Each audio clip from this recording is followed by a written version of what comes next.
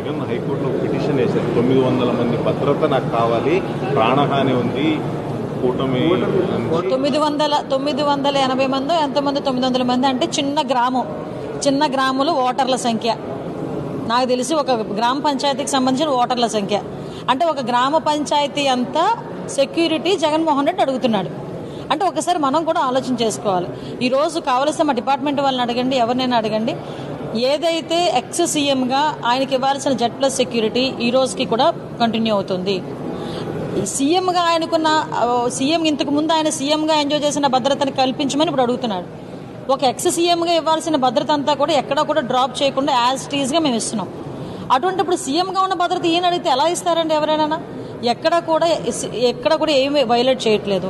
అయినా అతనికి తాడేపల్లి హౌస్లో ఉంటే పెద్ద పెద్ద గోడల మీద కరెంటు వైర్లు, ఆ చుట్టూ చాలా పెద్ద పెద్ద ప్రహరీ గోడ, ఏంటది సంథింగ్ బుల్లెట్ ప్రూఫ్ వెహికల్స్, ఇవన్నీ ఆయనకు ఉండి 980 మంది సెక్యూరిటీ అక్కడ పనిచేసేవారు.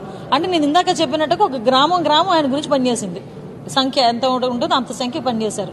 నేనేమంటానంటే ఈరోజు మీరు వేసుకోవడంలో తప్పులేదు, కానీ బురద జల్లకండి, గవర్నమెంట్ మీద బురద జల్లకండి. మీరు కోర్టులో వేశారు, కోర్టు ఏం చెప్తుందో వినండి.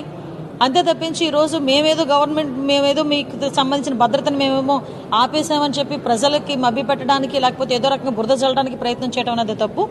ఎక్స్ సీఎంగా జగన్మోహన్ రెడ్డికి ఇవ్వాల్సిన Z+ సెక్యూరిటీ ఇస్తున్నాం. అట్ ద సేమ్ టైం ఆయన బయటకు వెళ్ళి బుల్లెట్ ప్రూఫ్ వాహనం కూడా పెడుతున్నాం. ఎక్కడా కూడా ఎటువంటి ఇబ్బంది కలిగించట్లేదు.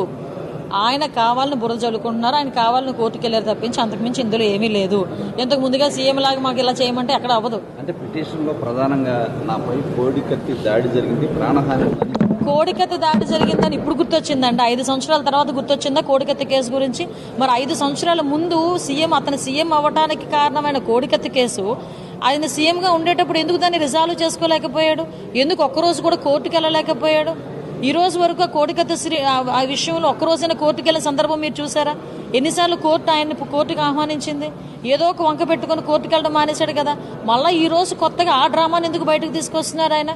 అంటే ఇది కేవలం డ్రామా అన్న సంగతి అందరికీ అర్థమవుతుంది, ఆటోమేటిక్గా కోర్టుకు కూడా అర్థమవుతుంది. మేడం, ప్రతిపక్ష హోదా కూడా ఆయనకు లేదు, దానికోసం పిటిషన్ వేశాడు, సెక్యూరిటీ పిటిషన్, ఈ విధంగా హైకోర్టును ఆశ్రయిస్తున్నారు. అంటే ఏం లేదండి, అంటే ఏదో ఒకటి చేయాలి, ఏదో రకంగా గవర్నమెంట్ మీద బురద చల్లాలి, వాళ్ళ సోషల్ మీడియా టీంకి ఏదో ఒక ఫీడ్ ఇవ్వాలి, అదొక్కటే కాన్సెప్ట్.